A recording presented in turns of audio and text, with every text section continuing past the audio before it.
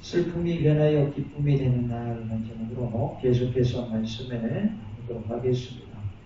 아달월 12월 13일은 유다인들이 죽임을 당하는 날이었는데 하나님께서 역사하셔서 그날은 오히려 하나님의 세력들을 물리칠 수 있는 날이 되었고, 그래서 수산성에서는 14일 날에도 계속해서 하나님의 남은 세력들을 물리치는 일을 했고, 나머지 성들에서는 13일에 그 일이 하루로 끝났기 때문에 14일이 그들에게는 잔칫날이요 불임절로 지키고, 그리고 수산성에서는 15일에 잔칫날이죠. 그래서 그날을 불임절로 지켰습니다.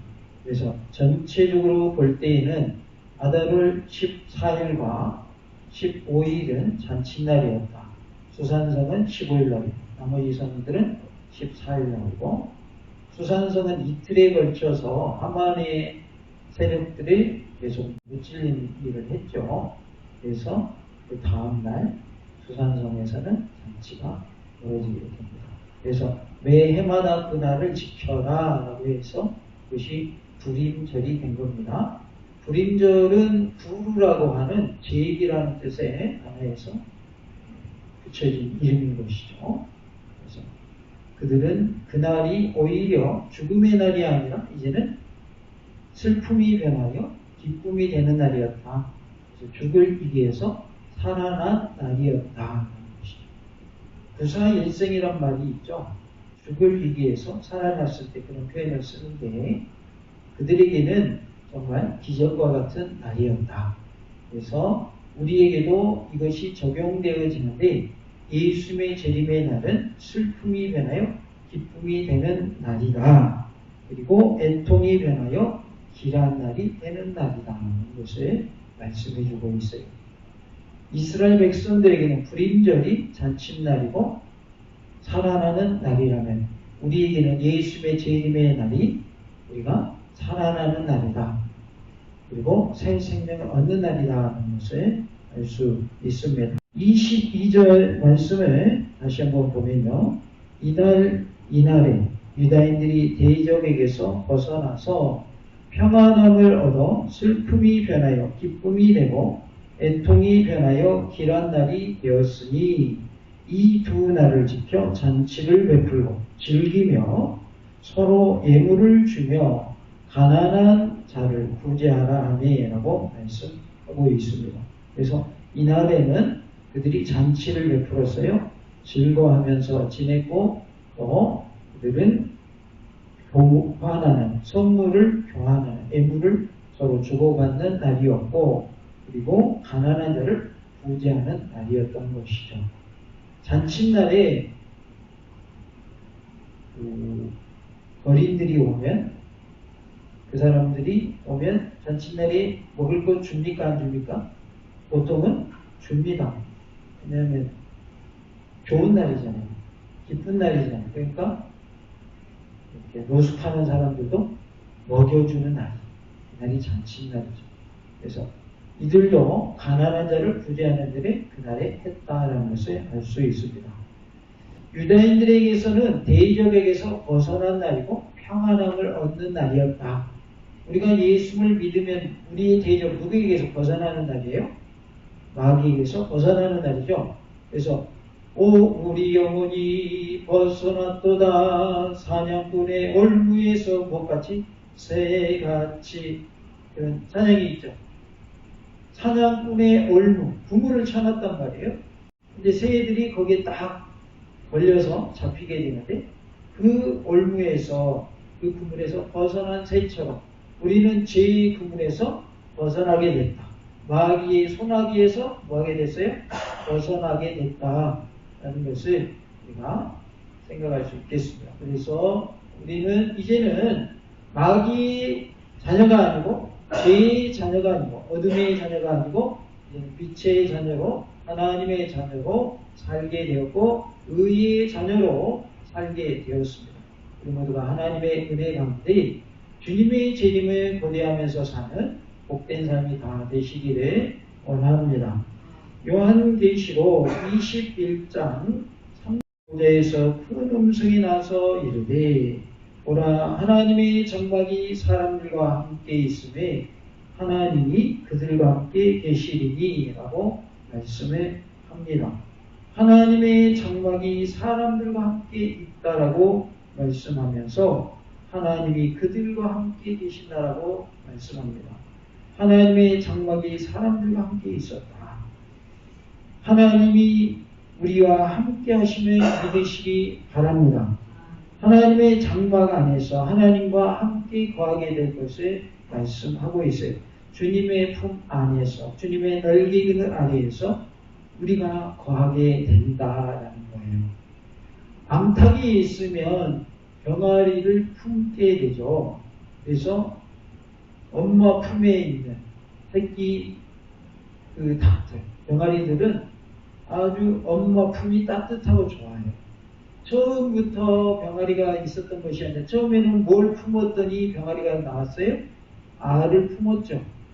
그래서 엄마의 체온에 의해서 그들이 점점 부화하게 되고 병아리가 되고 점점 커서 이제 어미라고 속하게 되죠.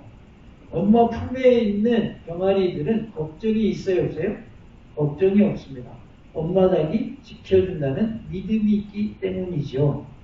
어린 아이가 함께 걸어가다가 무서운 것이 있을 때 누구에게 달려옵니까?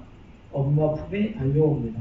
그처럼 우리는 힘들고 어려울 때에, 환난의 때에, 위험한 때에 누구 품에 안겨야 되겠어요? 하나님 품에 안기는, 예수님 품에 안기는 그런 모습이 될 수 있기를 원합니다. 예수님 품에 안깁시다. 우리는 예수님 품에 안겨야 됩니다. 그러면 예수님 안에는 안식이 있고요, 평안이 있고요, 감사가 있어요. 그리고 기쁨이 있어요. 그래서 슬픔이 변하여 무엇이 될까요? 기쁨이 되는 거예요. 하나님의 은혜 가운데 우리 모두가 애통이 변하여 길한 날이 되는 그런 모습이 되고 슬픔이 변하여 기쁨이 되는 복된 삶이 다 되시기를 원합니다. 예수를 만나기 이전의 나의 모습과 예수를 만난 후의 나의 모습을 비교해 보면 전혀 다른 모습인 것을 알 수가 있어요. 예수님 만나기 전에는 생활이 질서가 없었어요. 정돈이 안 된 삶을 살았어요. 그런데 예수님 만나고 보니까 질서 있는 삶을 살게 돼요. 정돈된 삶을 살게 돼요. 예수님 안에는 평안이 있고 기쁨이 있고 감사가 있어요. 그래서 정서적으로도 안정된 삶을 살 수가 있어요. 예수님 안에는 이렇게 좋은 것만 있는 줄로 믿습니다. 예수님이 나와 함께 하시니 환난 중에 있어도 폭풍우 가운데 있어도 뭘 누릴 수가 있어요? 평안을 누릴 수가 있어요. 감사할 수 있어요. 한 집사님이 큰 사고를 당해서 죽을 뻔한 얘기를 들려주신 것이 기억이 납니다. 하나님이 살려주셨어요. 그래가지고 얼마나 감사한지 몰라요. 사고 난 것에 대해서 우리는 원망할 수 있잖아요. 그런데 살려주신 것을 감사하시더라고요. 어떻게 바라보느냐에 따라서 시각이 달라지는 거예요. 감사가 없는 사람은 어떻게 가능하겠어요? 아니 내가 예수님 잘 믿는 사람인데 왜 사고를 당해야 됩니까? 이렇게 나오겠죠. 근데 감사하는 사람, 사고 중에도 하나님 지켜주시고 생명을 보존하게 하시니 감사합니다. 똑같은 사고예요. 근데 반응이 다른 거예요. 우리는 어떤 반응을 하며 살아야 될까요? 감사하며 사시는 그런 은혜가 있기를 원합니다. 예수님 안에 거하게 되면 슬픈 일을 만나도 어려운 일을 만나도 고난을 당해도 감사할 수가 있는 거예요. 그러나 예수님 바깥에 있으면 평안한 가운데서도 원망거리를 찾는다는 말이에요. 뭐한 가운데서도요? 평안한 가운데서도 원망거리를 찾아요. 원망거리를 찾는다. 다른 사람들은 먹을 것이 없어서 하루 한 끼 밥을 먹고 살아요. 그런데 우리 집은 부자예요. 근데 반찬이 내가 원하는 반찬이 안 나왔어요. 그런다고 막 투정을 해요. 그러면 감사가 있는 거예요, 없나요? 감사가 없는 거죠. 한 끼를 먹는 사람인데 그럼에도 불구하고 이 사람은 한 끼를 주셔서 죽지 않게 하시니 오늘 하루도 버티게 하시니 감사합니다. 한 끼 먹으면서도 뭐하는 사람이에요? 이 사람은 감사하는 사람이에요. 그런데 부요한 집에서 살면서 자기가 원하는 반찬 안 나왔다고 투정하는 사람, 뭐가 없는 사람이에요? 감사가 없는 사람이죠. 그래서 그런 모습을 보고 분에 겨워서 사는 사람이다, 그런 말을 하죠. 자기가 복 있는 사람인 걸 알아야 몰라요? 모르는 거죠. 모르는 거예요. 다른 사람에 비하면 풍족함에도 불구하고 자기가 생각할 때 양이 안 차고 부족하다고 생각하니까 그거 가지고 투정을 하고 원망하고 불평한다고 말이죠. 다른 사람은 한 끼 먹으면서도 감사해요. 우리는 어떤 모습으로 살고 있습니까? 두 사람 중에 어떤 사람 모습이에요? 평안한 가운데 불평거리 찾아가지고 원망하고 불평하고 있습니까? 아니면 남들이 볼 때는 불행하다고 여겨지는데 고통 중에 있고 고난 중에 있다라고 남들이 볼 때는 그렇게 보이는데 감사하며 사는 그러한 사람입니까? 하나님은 어떤 사람을 기뻐하실까요?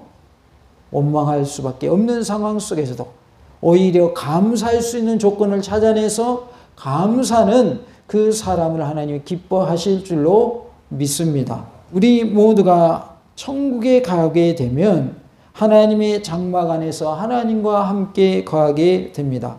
예수님의 재림의 때가 되면 그날이 오는 것이죠. 그런데 우리는 이 땅에 사는 날 동안에도 하나님이 나와 함께 하시고 주님과 동행하는 삶을 사는 은혜가 있기를 원합니다. 유다 백성들에게 하나님이 함께 있듯이 하나님과 함께 우리가 지내게 된다라는 거예요. 그러니까 슬픔이 변하여 기쁨이 되는 것이죠.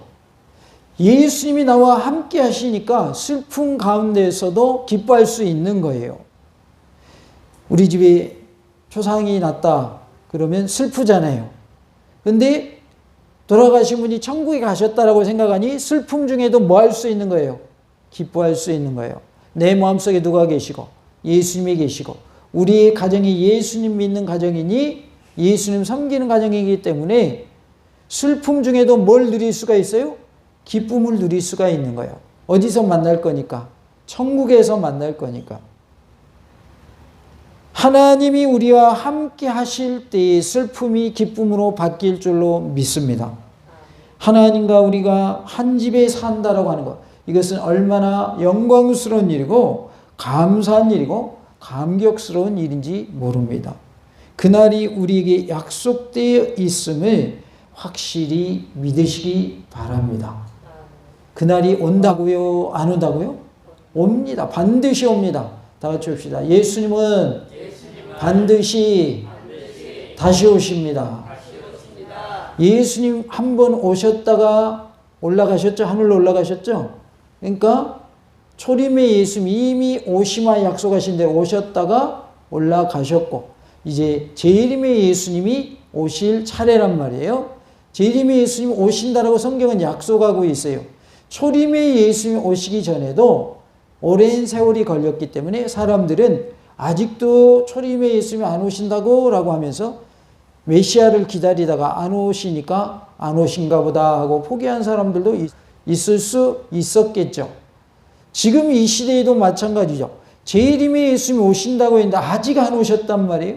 벌써 2023년이나 됐어요. 그러니 예수님 안 오신가 보다라고 포기하는 사람이 있을 수 있다 그 말이에요. 그러나 내가 살아있는 동안에 오실지 내가 죽은 다음에 오실지 아무도 알 수 없고 내가 죽은 다음에라도 오실 수 있기 때문에 내가 살아있는 동안 오셔야만 오시는 것이 아니라 내가 죽은 다음에 오시는 것도 오시는 거다. 그러기에 우리는 살아있을 때 주님이 오시든지 죽은 다음에 주님이 오시든지 그것에 상관없이 내가 살아있을 때 주님이 오신다는 그러한 심정으로 주님을 맞이할 준비를 하며 사는 은혜가 있기를 원합니다. 그들은 하나님의 백성이 되고 하나님은 친히 그들과 함께 계셔서라고 계속해서 말씀을 합니다.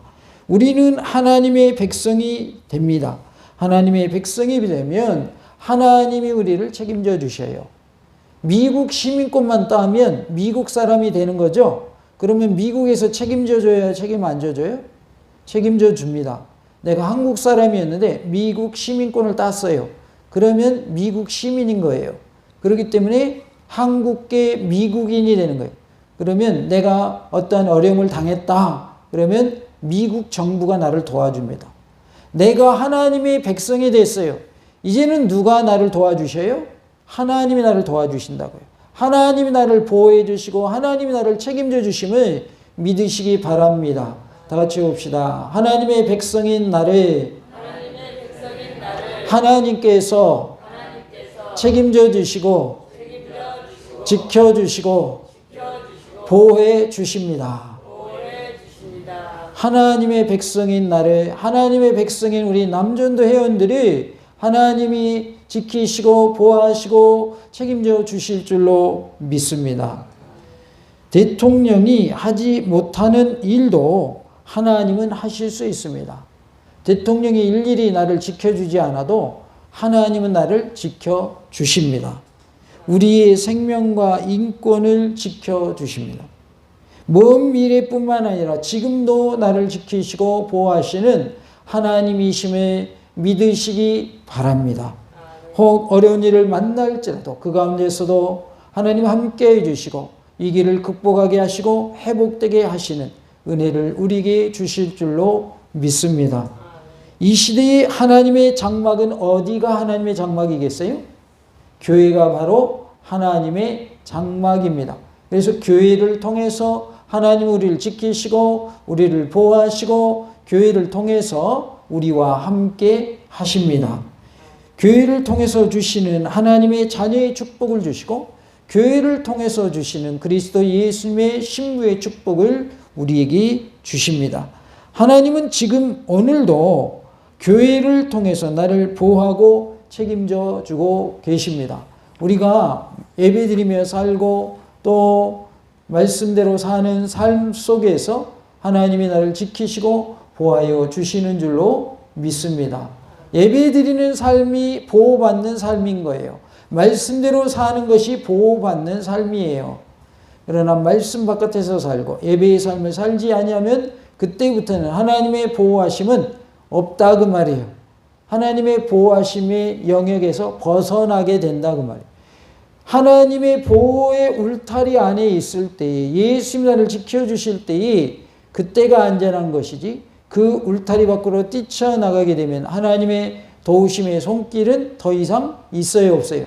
없습니다. 도우심의 손길이 끊어지게 되는 것이죠. 복지 그 정책들이 우리나라가 좋아가지고 많은 도움을 받는 경우가 있어요.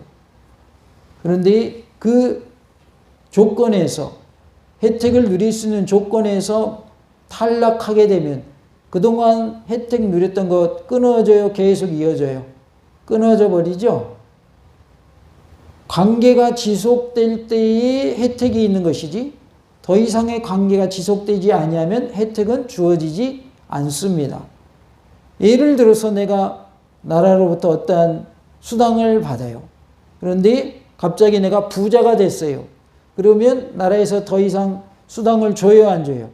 안 준다 그 말이에요. 왜냐하면 더 어려운 사람들 도와줘야 되기 때문에 형편이 좋은 사람들에게는 해당이 안 되기 때문에 그것이 어떻게 되는 거예요? 끊어지는 것이죠. 하나님과의 관계가 단절되면 하나님으로부터 누릴 수 있는 보호하심과 지키심 그리고 함께 하심의 복을 우리가 더 이상 누릴 수 없게 된다는 것이죠. 계시록 21장 4절에 새하늘과 새 땅의 모습이 나오는데 모든 눈물을 그 눈에서 닦아주시니 라고 말씀을 합니다. 모든 눈물을 닦아주십니다. 그냥 눈물이 아니라 모든 눈물이라고 그랬어요. 다 같이 해볼까요? 모든 눈물을 닦아주십니다.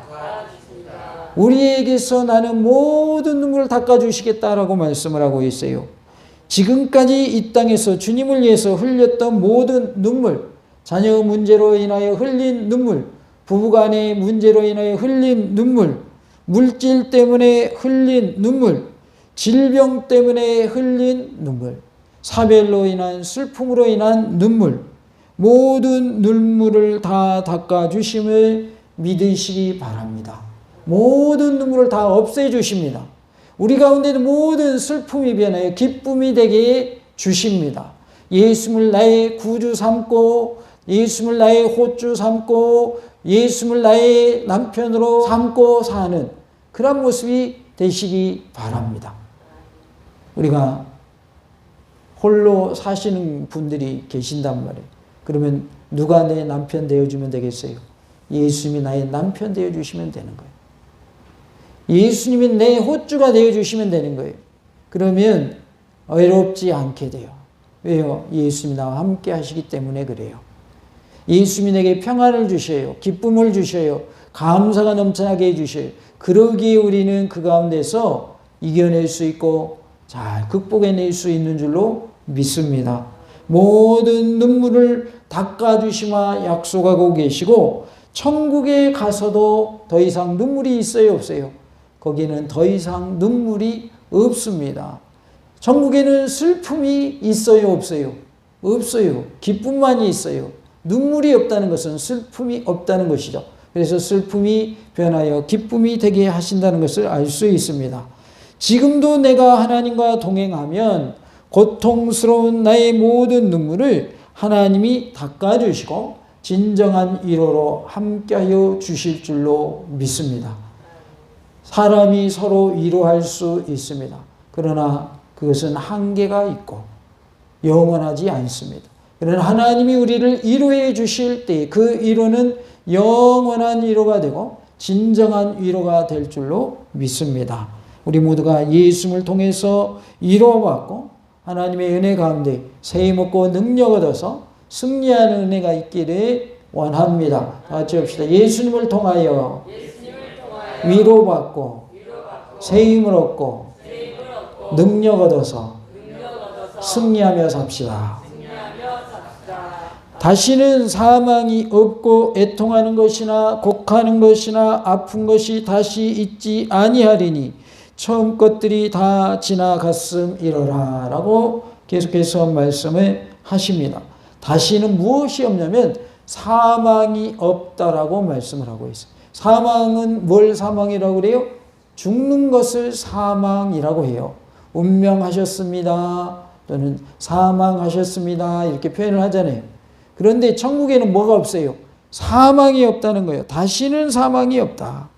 유다 백성들은 다 죽게 되었는데 거기에서 구원함을 받았습니다. 다시는 사망이 없다라는 거예요. 예수님이 재림하시고 우리가 천국에 가면 다시 죽는 것이 있을까요? 없을까요? 없습니다. 이 땅에서 한번 죽는 것으로 끝입니다. 다시 죽는 것은 없어요. 영원히 산다 그 말이에요. 우리는 천국에서 영원히 살 줄로 믿습니다. 그러나 예수를 믿지 않고 죽은 사람들은 영원히 죽지 않는 것은 맞는데 어디에서 영원히 죽지 않아요? 지옥에서 영원히 죽지 않습니다. 그런데 지옥은 좋은 곳이에요? 고통받는 곳이에요? 고통받는 곳입니다. 차라리 지옥에서 살다가 죽는 날이 있다면 얼마나 좋을까요? 어떤 사람의 입장에서, 지옥에 간 사람의 입장에서. 그런데 지옥의 고통이 끊이는 날이 없고 영원히 지속된다는 거예요. 영원이라는 건 끝이 있는 거예요? 끝이 없는 걸 영원이라고 그래요? 끝이 없는 것을 영원이라고 합니다. 우리는 하나님 품에서 영원히 살게 된다라고 말씀을 하고 있어요. 그것을 다시는 사망이 없다라고 표현을 합니다. 이러한 영생의 축복은 먼 미래 이야기가 아닙니다. 내가 예수를 믿고 복음을 깨달은 순간부터 영원한 생명이 이미 시작된 줄로 믿으시기 바랍니다. 다 같이 봅시다. 내가 복음을 깨닫고 예수를 믿는 순간부터 영원한 생명이 시작되었습니다. 영원한 생명은 이미 시작된 거예요. 이미 시작됐어요. 그렇기 때문에 우리가 살아있는 동안에도 천국의 삶을 누릴 수가 있는 거예요. 왜? 영원한 삶이 시작됐기 때문에, 영원한 생명이 시작됐기 때문에. 물론 육적인 죽음은 경험하게 됩니다. 그러나 살아있는 동안에도 천국의 삶을 누리게 해 주셨다 그 말이에요. 그래서 이미 우리에게는 영원한 생명이 시작된 줄로 믿습니다. 우리는 육체가 죽지만 영혼은 살아서 천국 가게 되고, 예수님이 재림하실 때 육체가 부활하여 영육 간의 완전한 구원을 이루게 됩니다. 그래서 영혼과 육체가 하나 되어서 천국에서 영원히 살게 되는 것이죠. 믿지 않고 죽은 자들은 영혼과 육체가 하나 되어 어디에서 영원히 살게 돼요? 지옥에서 영원히 살게 됩니다. 그러니까 일단은 예수님이 오시기 전에 죽은 사람들은 몸은 땅에 묻혀서 땅에서 없어지지만 영혼은 어디로 가는 거예요? 예수님 믿는 사람은 천국으로 가고 예수 믿지 않은 사람은 지옥으로 갔다가 예수님이 재림하시는 날에 영혼과 육체가 다시 하나가 돼서 한 사람은 천국으로, 한 사람은 어디로? 지옥으로 가게 된다 그 말이에요. 애통하는 것이 없고 곡하는 것이 없고 아픈 것이 없다라고 말씀을 합니다. 아픈 것은 질병을 말하죠. 천국에는 질병이 있어요, 없어요? 질병이 없습니다. 우리 주님이 다시 오시는 재림의 날은 무엇이 변하여 기쁨이 되는 날이라고 그랬어요? 슬픔이 변하여 기쁨이 되는 날입니다. 왜냐하면 구원의 날이기 때문입니다. 불임절이 유다인들에게는 죽음의 날이었는데 그 날을 하나님이 극복하게 하심으로, 오히려 하만의 세력들을 물리침으로 구원받는 날로 허락하여 주심으로 그들에게는 슬픔이 기쁨이 되게 주셨던 것처럼, 우리가 죄로 인하여 죽어서 저 지옥에 떨어지게 되었는데 예수님 믿고 구원함을 얻게 해주셨고, 주님의 재림의 때에 부활하여 또는 살아서 변화되어 예수님을 맞이함으로 저 천국에서 영생의 복을 누리는 은혜를 주셨으니 이것이 바로 기쁨의 날이 될 줄로 믿습니다. 우리 모두가 예수님의 재림의 날을 고대하면서 재림 신앙으로 살아가는 복된 삶이 다 될 수 있기를 간절히 원합니다. 다 같이 합시다. 예수님의 재림을 고대하며 재림 신앙으로 승리의 삶을 삽시다. 우리 모두가 하나님의 은혜 가운데 예수님의 재림을 기다리는 재림 신앙으로 살아가는 복된 삶이 다 될 수 있기를 간절히 원합니다. 그리고 우리 남전도회가 하나님이 이렇게 남전도회로 또 함께하게 하셨으니 주님이 오시는 그날까지 더욱더 충성되이 쓰임받으며 부흥하는 역사가 있고 남전도회의 부흥을 통하여 주님의 음성에 부흥하는 은혜가 있기를 간절히 원합니다. 할렐루야!